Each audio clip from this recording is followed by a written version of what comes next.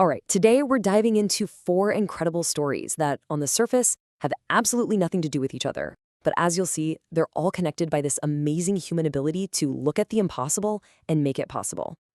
Yeah, I know, it sounds like the setup for a really weird joke, right? But trust me, stick around because the link between these four completely random things, well, it says something pretty extraordinary about human creativity and our will to survive.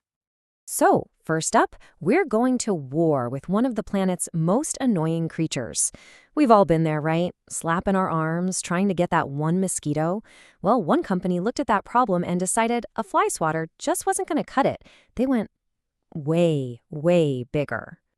Okay, so you've got Russia's S-400 missile system on one side, right? A top-tier piece of military tech designed to shoot down fighter jets. And on the other side, a Chinese company's mosquito killer, which they cheekily nicknamed their own S-400. And while that sounds like a joke, believe me, this device is deadly serious. This is not your backyard bug zapper. I mean, it uses LiDAR, the same technology that's in self-driving cars, to map out an area and can track and eliminate up to 30 mosquitoes at the same time. It's also built to be safe around people, though, maybe don't test it by letting a mosquito land on your forehead. Just a thought. Get ready for this number. 0.003 seconds. That is how fast its laser zaps a mosquito right out of the sky. Before you can even blink, it's gone. It is such a wonderfully over-engineered solution to such a common problem. You just have to admire the sheer ingenuity. Okay, so from high-tech bug zappers, our next story takes us to the world of priceless history, where an equally clever solution came from the last place anyone would think to look. I think most of us remember watching the news in horror as the legendary Notre Dame cathedral in Paris was just engulfed by flames. It was heartbreaking.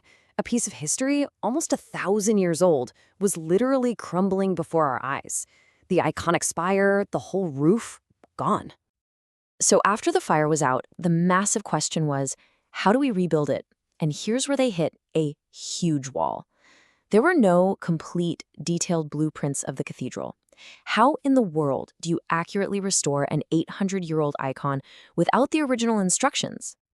The architects and engineers were facing this nearly impossible task. They needed a perfect digital twin, a flawless reference guide, but it just didn't exist. Or at least that's what they thought.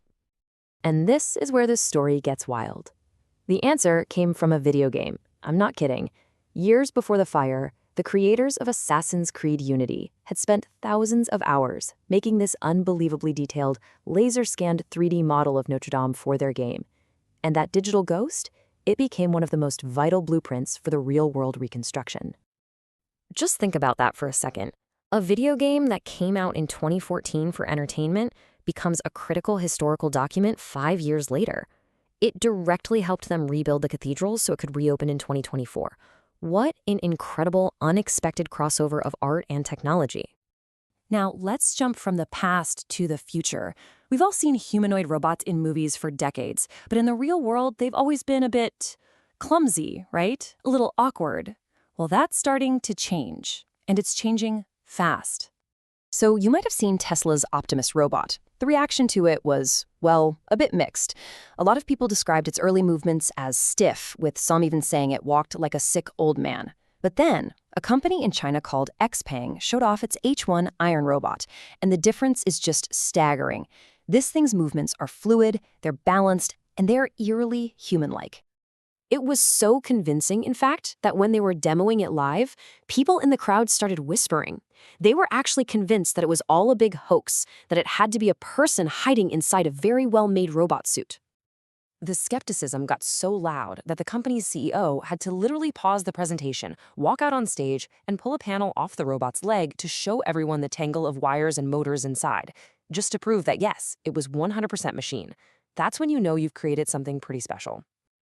Okay, for our last story, we're shifting gears from the ingenuity of machines to the raw, unbelievable power of human resilience. And this is a story that just defies all logic. 14,500 feet. That's nearly 3 miles. Straight down. That is the insane height that a 17-year-old girl named Julianne Kopke fell from in 1971 when the plane she was on was struck by lightning and completely disintegrated in the sky over the Amazon rainforest. What happened to her is what experts call an aviation miracle. Basically, it's an event that is so statistically impossible that it just shouldn't have happened. Her survival story is the textbook definition of that term. So she plummeted into the dense jungle canopy, still strapped to her airplane seat, which acted like a bizarre combination of a parachute and a shock absorber. She woke up hours later, totally alone, injured, but alive. Then she remembered a piece of survival advice from her father: always follow water downstream. So she found a small stream and just started walking for 11 days. And here's the most incredible detail. For that entire 11-day journey, her only food was one small bag of candy that she found among the plane's wreckage. That's it. It's just a stunning testament to the power of the human will to live. So, a mosquito laser defense system, a video game that saves a cathedral, a robot so real people think it's a guy in a suit, and the lone survivor of a 3-mile fall. What is the one thread that ties all of these unbelievable stories together? Well, it's all about ingenuity in all of its amazing forms. You have the technological ingenuity to build a laser cannon just to deal with bugs. You have the creative ingenuity of game designers that accidentally saved a piece of world history. You've got the forward-thinking ingenuity that's building the next generation of machines. And then you have the most powerful kind of all, the raw, primal, human ingenuity to survive something that should be completely unsurvivable.